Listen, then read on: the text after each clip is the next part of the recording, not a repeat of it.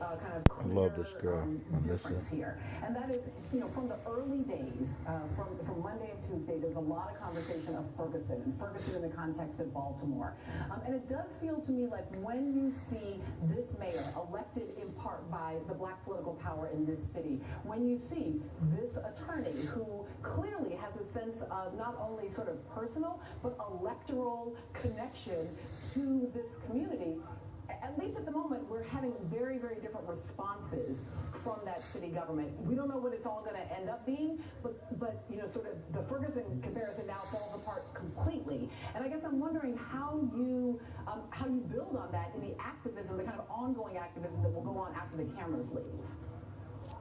Well, I mean, I think there's an important distinction to be made between Mayor Stephanie Rawlins-Blake and the City State's Attorney Marilyn J. Mosby. Many people, I think, would say that our mayor is someone who has capitulated to the corporate structure of the Democratic Party and many of the corporate interests in this city.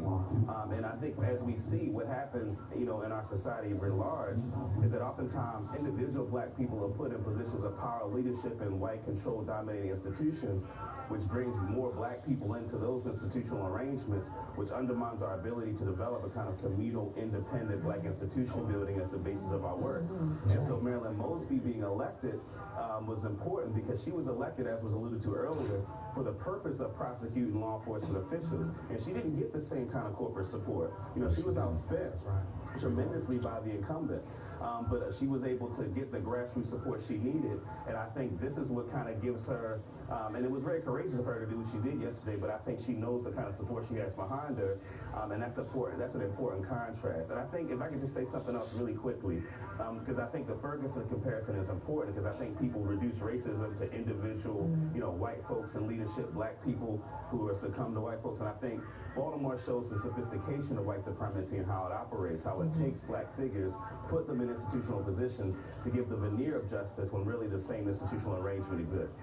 Dayvon Love, you just dropped the mic so hard on that racial structural dissertation provided live on air. I ain't even going to come to the panel.